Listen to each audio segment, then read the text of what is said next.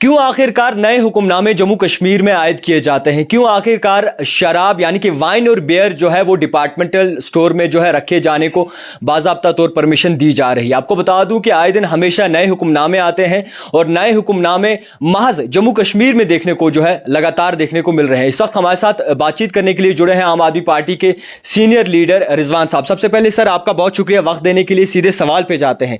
जम्मू कश्मीर में आए दिन हमेशा हुक्मनामे आते हैं और हुक्मनामे के साथ साथ एक हुक्मनामा आया है, एक फैसला लिया गया है जम्मू कश्मीर एडमिनिस्ट्रेटिव काउंसिल की जानिब से कि जितने भी डिपार्टमेंटल स्टोर हैं उनमें वाइन और बियर जो है वो बाज़ाब्ता तौर रखी जाएगी। किस तरीके से देखेंगे एज ए आम आदमी पार्टी लीडर इसे? देखिए, बहुत बहुत शुक्रिया।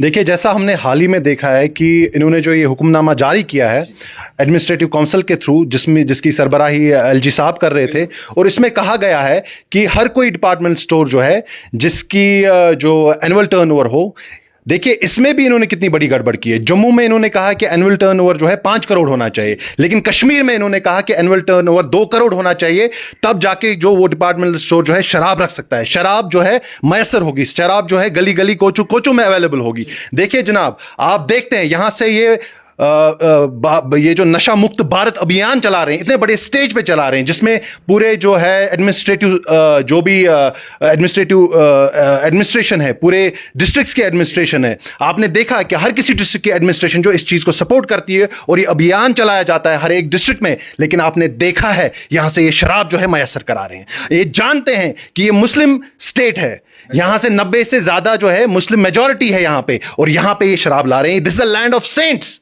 This is a land of holy clerks, and still they are trying to jeopardize our religious fabric, our social fabric। और आपने देखा है कि हिंदुस्तान में ऑलमोस्ट 6 करोड़ लोग हैं जो अल्कोहलिज्म से जूझ रहे हैं।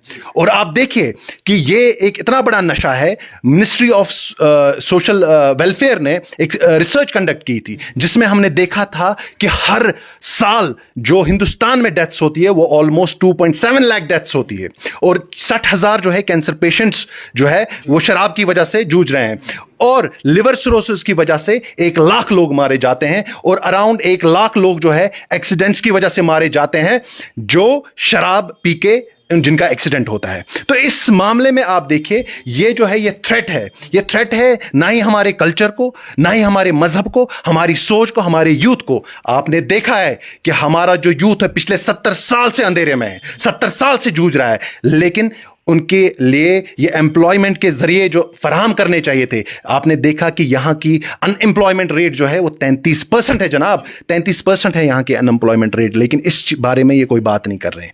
यहां के बच्चे जो है वो बाहर जाते हैं और पढ़ने के लिए, क्योंकि यहां पे यूनिवर्सिटी सेटअप नहीं है, और वो जो पैसा है वो अराउंड 1800 करोड़ जो है बाहर जाता है। लेकिन इसके बजाय कि ये कोई कंस्ट्रक्टिव पॉलिटिक्स करे, कंस्ट्रक्टिव डेवलपमेंट करे, ये यहां पे कॉलेज लाए, स्कूल्स लाए, एम्प्लॉयमेंट जनरेट करे, वो छोड़ के ये जो है शराब यहां पे मैसर कराना चाहते हैं। बात क्या हो सकते हैं रिजवान साहब, आखिरकार किसका हाथ हो सकता है इन फैसलों के पीछे? देखिए, ये सेंटर की पॉलिसीज है, यहां की हुकूमत जो है वो सेंटर चला रही है, भारतीय जनता पार्टी का बहुत बड़ा हाथ है, ये कोई छुपा हुआ नहीं। जनता पार्टी तो ये कहती है कि यहाँ पे एलजी जो है उसका सरकार चल रही है, एलजी साहब जो है निजाम चला रहे हैं, तो उनका कोई हाथ नहीं। अरे जनाब, एलजी साहब किनके हैं? एलजी साहब को तो भारतीय जनता पार्टी ने यहां पे लाया। देखिए, ये अपनी कन्वीनियंस के हिसाब से सियासत करते हैं। भारतीय जनता पार्टी को जब लगता है कि हम पे जो तोहमतें लग रही है, उस टाइम ये बोलते हैं कि जी हमारा कोई यहां पे जोर नहीं है, लेकिन जब इनके हक में बात होती है तो उस टाइम पे ये कहते हैं कि भाई साहब हमारे जो है हम यहां पे हुकूमत कर रहे हैं। अभी देखिए, अमित शाह जी आए थे यहां पे, कितना बड़ा जलसा हुआ यहां पे, लेकिन उसी दिन आपने देखा कि हमारे जो लोग थे, चाहे वो कैजुअल लेबरर्स हो, चाहे वो आंगनवाड़ी वर्कर्स हो, आपने देखा सड़कों पे कैसे जूझ रहे हैं। इनका सबसे बड़ा नारा था कि बेटी पढ़ाओ बेटी बचाओ, लेकिन आपने देखा हमारी बहनें, हमारी माएँ कैसे सड़कों पे हर रोज जो है जूझ रही है, चाहे वो एम्प्लॉयमेंट के जो है उसके खिलाफ लड़ रहे हो, चाहे वो JKSSB के इम्तहानात हो। आपने देखा कि दांतलियां किन किन डिपार्टमेंट्स में हुई, हमने देखा कि ऐसे डिपार्टमेंट्स की जो इम्तिहानात थी उनमें दांतलियां हुई, हमने देखा कि फायर एंड सर्विसेज में दांतलियां हुई, हमने देखा कि वोकेशनल ट्रेनर्स कैसे बैठे थे, जूझ रहे थे, आंगनवाड़ी वर्कर्स है, आपने देखा है जनाब कि उनकी महज कुछ रुपए जो है वो दिन का उनका बनता है, कुछ 100 रुपए की उस कुछ अराउंड 100 रुपए के, और आपने देखा कि उनके बारे में ये बात नहीं कर रहे। अमित शाह जी ने जो हमारी, अमित शाह जी आए, लेकिन हैरत की बात है जो हमारी इंडस्ट्री है, फ्रूट इंडस्ट्री, 10,000 करोड़ की फ्रूट इंडस्ट्री है, आपने देखा है कि आए दिन उस पर अटैक हो कैसे कर रहे हैं, ये उसको गिराने की कोशिश कैसे कर रहे हैं, कश्मीर की इकोनॉमी गिराने की कैसे कोशिश कर रहे हैं। आपने देखा कि हमारी 6,000-7,000 ट्रक्स जो थी वो फंसी पड़ी थी हाईवे पे, काजीगुंड में फंसी पड़ी थी, और उसमें 9-9 लाख का फ्रूट था एक एक ट्रक में, लेकिन 12 दिन तक इन्होंने जो है वो ट्रैफिक जो बहाल नहीं किया। रीजनल पार्टीज की बात करेंगे यहाँ, रीजनल पार्टीज के बड़े बड़े दावे नजर आते हैं और आए दिन हमेशा बयानबाजी नजर आती है, चाहे वो पीडीपी सदर महबूबा मुफ्ती की बात करें या फिर नेशनल कॉन्फ्रेंस की बात करें। क्या लगता है कि जो यहाँ की रीजनल पार्टीज हैं वो जो दावे कर रही हैं किस हद तक सही हो सकता है? जनाब, रीजनल पार्टीज जो है, जब कश्मीरियों को यह समझ आया कि हमें जी अपने हक की आवाज उठानी है, हमने अपने लिए खड़ा होना है, कश्मीर के लिए खड़ा होना है, तो उस टाइम पे, उस वक्त पे एक लीडर पैदा हुआ जो कश्मीर का सबसे बड़ा लीडर है, इतिहास इस चीज की गवाह है, जिसे शेख अब्दुल्ला कहते हैं। शेख अब्दुल्ला साहब बड़े हुए और उन्होंने सबसे बड़ा रिफॉर्म किया, लैंड टू टिलर एक्ट, और वो जमीन जो है, वो जमीन उन्होंने जो उसके असली हकदार थे, जमींदार, उनको दे दी, और उस चीज से वो सबसे बड़े लीडर बन गए। लेकिन उसी जमीन का सौदा उन्होंने किया, और जिस कांग्रेस को वो गंदी नाली का कीड़ा कहते थे, उसी कांग्रेस के अपने मुफाद के लिए पीएमशिप से वो सीएमशिप पे आ गए।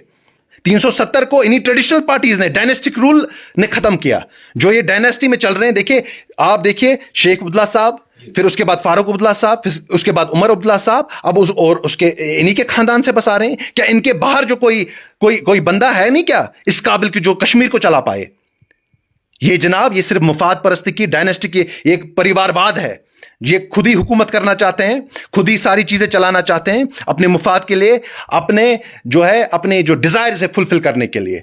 आप देखिए, जब इनकी गवर्नमेंट थी, एनसी की गवर्नमेंट थी, आप देखिए कितने लोगों पे पीएसए लगा। आज भी हमारे नौजवान हैं जिन्होंने आवाज उठाई कश्मीरियों के लिए, जिन्होंने भाइयों के लिए आवाज उठाई, अपनी बहनों के लिए आवाज उठाई, आवाम के लिए आवाज उठाई। आप देखिए, कोई जब हक की बात करता है उस पर पीएसए लगाया जाता है, यूएपीए लगाया जाता है। इनकी गवर्नमेंट में देखिए कितनी लाशें गिरी, उमर अब्दुल्ला साहब की गवर्नमेंट में देखिए कितनी लाशें गिरी। क्या इन्हें उन चीजों का एहसास है? और इन्होंने सिर्फ इमोशनल पॉलिटिक्स की है, जज्बाती पॉलिटिक्स की है, लेकिन जब हक की बात आती है, खुद तो ये गुपकार में बैठे हैं, एसी कमरों में बैठे हैं, बड़ी बड़ी गाड़ियों में ये बाहर जाते हैं, इनका रहना दिल्ली में होता है, लंदन में होता है, लेकिन जो यहां की गयूर आवाम है, 80% आवाम है जिनके पास खाने को कुछ नहीं है, पीने के जो है वांदे पड़े हैं।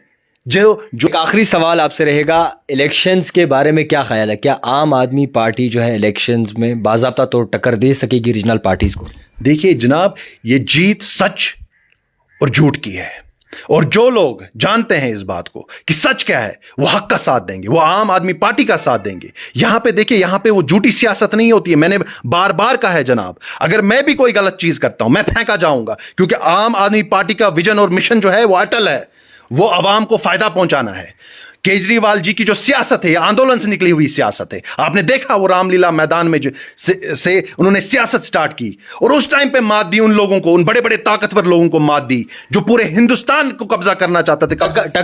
टक्कर दे सकेगी क्या जनाब? इन्होंने दिया, दिल्ली में कर दिखाया। जब बीजेपी की वेव थी, तब दिल्ली में एक इंसान खड़ा हुआ, अरविंद केजरीवाल जी, जिन्होंने चैलेंज किया भारतीय जनता पार्टी को, और उनको धूल चटा दी उन्होंने। और इंशाल्लाह ताला आपने देखा कि पंजाब में भी उन्होंने धूल चटा दी। भाजपा सरकार का भी कहना है आपकी बात 50 के पार। जनाब 50 के बाहर क्या है वो देख लेना आप, जब इलेक्शन होंगे आप देखिए, उस टाइम पे इनको जो है 10 वोट्स भी नहीं मिलेंगे जनाब। हाँ, ये 5 वोट्स खरीद सकते हैं पैसे की बुनियाद पे, लेकिन दिल से इनको कोई वोट नहीं देगा, 10 से ज्यादा वोट नहीं लेंगे यहाँ। खैर, जिस तरीके से आम आदमी पार्टी की लीडर का कहना है और जिस तरीके से हुक्मनामे पे इन्होंने रद्द-ओ-अमल रखा है और आने वाले इलेक्शंस के बारे में जो अपनी राय रखी है, वो बड़ी देखने वाली बात होगी। अब देखने वाली बात ये भी होगी कि आम आदमी पार्टी जो है तमाम पार्टियों को, तमाम रीजनल पार्टीज़ पे झाड़ू मारती है या फिर बाकायदा तौर पर आखिरकार पीछे हट जाती है। आप देखते रहिए दी टाइपराइटर जावेद खान के साथ।